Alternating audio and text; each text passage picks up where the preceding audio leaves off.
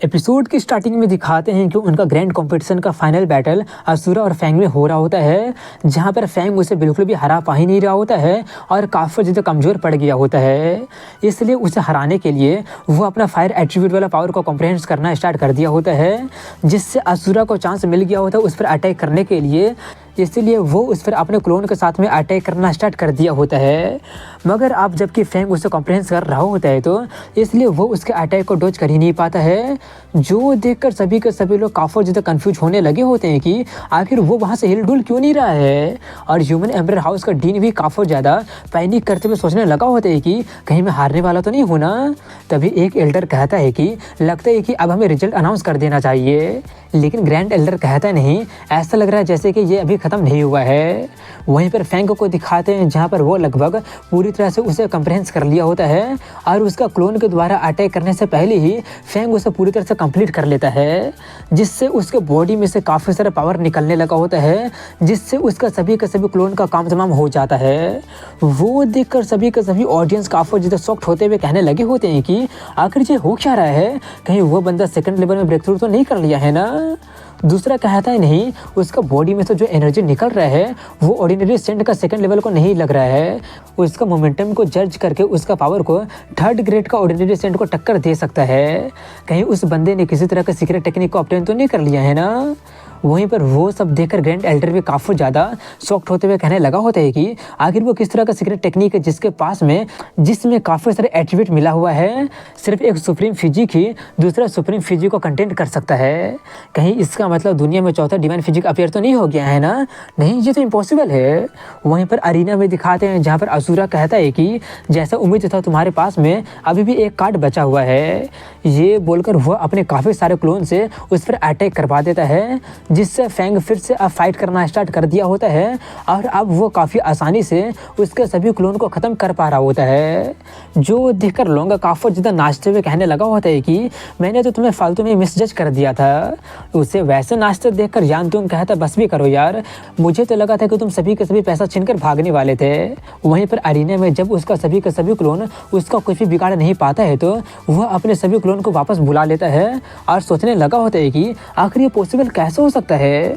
वो ना सिर्फ अपना सभी इंजरी को रिकवर कर लिया है बल्कि वो पहले से भी ताकतवर हो गया है। कहीं ये सब उसका पहले से प्लान तो नहीं था ना, पहले वो कमज़ोर दिखाकर मुझे रिलैक्स करवा कर फिर पूरे ताकत के साथ अटैक करना। वहीं पर फैंग को दिखाते हैं जहाँ पर वो अपने आप को एडजस्ट करने के बाद में वो उस पर टेलीपोर्ट होकर अटैक करना स्टार्ट कर दिया होता है, जिससे असुरा काफ़ी ज़्यादा शॉक्ड होकर उसे ढूंढने लगा होता है कि आखिर वो अपीयर कहाँ से होगा। लेकिन तब तक फैंग जगह जगह पर से अपीयर होकर उस पर अटैक करके उसे काफ़ी ज़्यादा इंजर्ड करना शुरू कर दिया होता है, जो देखकर सभी ऑडियंस काफ़ी ज़्यादा शॉक्ड होते हुए कहने लगे होते हैं कि आखिर वो इंजर्ड कैसे हो गया, उस बंदे ने तो सच में उसका डिफेंस को तोड़ के रख दिया है। वहीं पर असुरा को दिखाते हैं जो कि काफ़ी ज़्यादा गुस्से में कह रहा होता है कि अगर तुम्हें लगता है कि तुम मेरा डिफेंस को तोड़कर मुझे हरा दोगे तो ये तुम्हारा बहुत ही बड़ा गलतफहमी है। ये बोलकर वह अपने एंडलेस ब्लड सी नाम का स्किल का यूज करने लगता है, जिससे वहाँ पर काफ़ी ज़्यादा मात्रा में एनर्जी निकलने लगा होता है, जो देखकर सभी लोग कहने लगे होते हैं कि जैसा उम्मीद था असुरा से उतना ज़्यादा इंजर्ड होने के बावजूद में भी उसके पास अभी काफ़ी सारे एनर्जी बचा है। वहीं पर फैंग को दिखाते हैं जो कि अपने हैंड सील से उस पर अटैक कर देता है, जिससे कि वह अपने सोर्ड से काटने तो जाता है मगर असुरा उसे काट नहीं पाता है, जिससे वह काफ़ी ज़्यादा शॉक्ड हो जाता है कि यह कैसे हो गया। उसका वैसा हैरान भरा शक्ल देखकर फैंग कहता है कि तुम्हारे लिए एक और सरप्राइज है। ये बोलकर वह अपने उस हैंड सील को उसके सामने एक्सप्लोड कर देता है, जिसकी उम्मीद असुरा को बिल्कुल भी नहीं होती है और वह बहुत ही ज़्यादा इंजर्ड हो जाता है। और तभी फैंग काफ़ी सारे हैंड सील का यूज करके उस पर अटैक करने लगा होता है और सभी को ब्लास्ट करना भी स्टार्ट कर दिया होता है, जिससे उसे काफ़ी ज़्यादा चोट लग गया होता है। और फैंग उससे कह रहा होता है कि मैं भी देखता हूँ कि तुम कितनी देर तक और सह सकते हो। वो सब देखकर जल्दी से एक एल्डर अनाउंस कर देता है कि फैंग हाओ जीत चुका है। वो सुनकर फैंग हाओ जल्दी से अपना सभी हैंड सील को विड्रॉ कर लेता है। वहीं पर वो देखकर लॉन्ग जल्दी से गेहूं को हग करके कहने लगा होता है, रोने लगा होता है कि मेरा सारा पैसा बच गया, नहीं मैं तो काफ़ी ज़्यादा अमीर हो गया हूँ। दूसरी तरफ में वो देखकर उसके सभी गर्लफ्रेंड भी काफ़ी ज़्यादा खुश होने लगी होती है। तो वहीं पर वो देखकर सभी ऑडियंस भी काफ़ी ज़्यादा शॉक्ड हो गए होते हैं और हैरानी से कहने लगे होते हैं कि वो बंदा सच में जीत गया, ह्यूमन एम्परर हाउस तो सच में फर्स्ट प्लेस को हासिल कर ही लिया। वहीं पर वो सब देखकर शूमू काफ़ी ज़्यादा शॉक्ड होते हुए कह रहा होता है कि आखिर ये पॉसिबल कैसे हो सकता है, सेलेस्टियल फेनोमेना बदल कैसे किया, सूरा हाउस आखिर हार कैसे सकता है। शू यान भी कहती है कि आखिर तुम कैसे सेलेस्टियल फेनोमेना को देखे थे। वो कहता है कि सेलेस्टियल फेनोमेना के आखिर में मुझे एक फायरी रेड कलर दिखाई दिया था।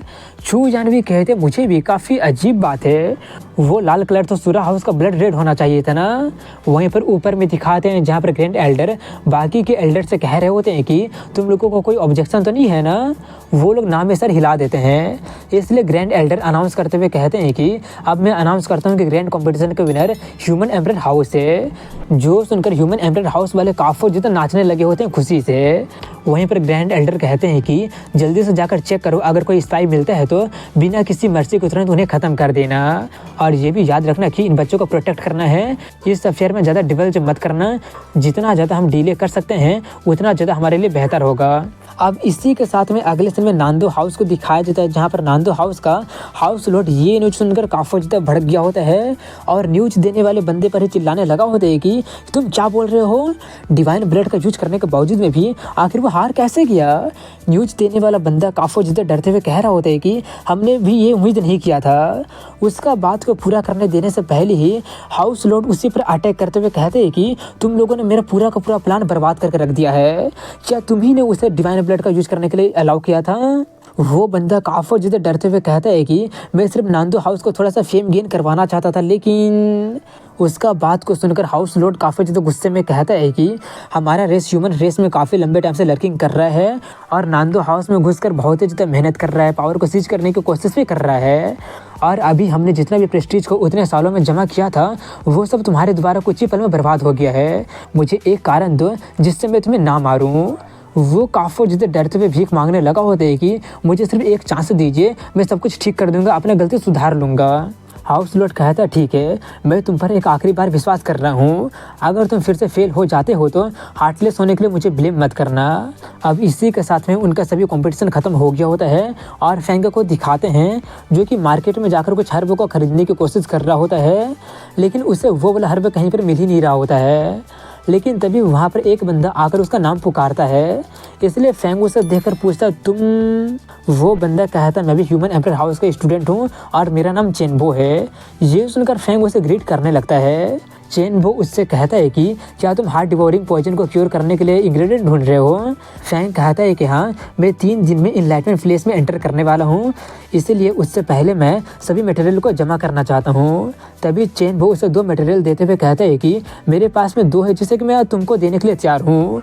वो देखकर फेंग लेते हुए काफ़ी ज़्यादा खुश होकर कहता है कि मैं तुम्हारे काइंडनेस को कभी भी नहीं भूलूंगा, अगर तुम कभी किसी खतरे को इनकाउंटर करते हो तो मैं ज़रूर तुम्हारा हेल्प करूँगा। चेनबो कहते हैं तुम तो काफ़ी ज़्यादा पोलाइट हो रहे हो, बाकी का बचा हुआ मटेरियल शायद एकेडमी में ना मिले, लेकिन अगर तुम चाहो तो उन्हें जल्दी से गैदर करने के लिए एकेडमी में तुम क्वेस्ट डाल सकते हो। ये सब सुनकर फेंग काफ़ी ज़्यादा खुश होकर उसका थैंक्स बोलकर वहाँ से चला जाता है। अब इसके अगले सीन में दिखाते हैं कि फेंग डीन से मिलने गया होता है, जहाँ पर डीन उससे कहता है आओ ड्रिंक के लिए मुझे ज्वाइन क्यों नहीं कर लेते हो।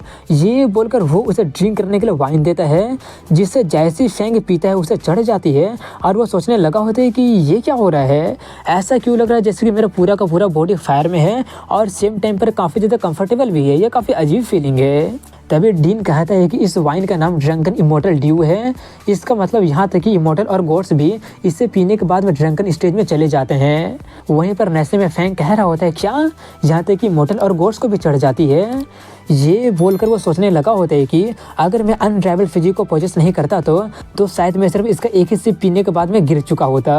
तभी उसे कुछ अजीब फील होने लगा होता है, जिससे वो सोचने लगा होता है कि आखिर ये क्या हो रहा है।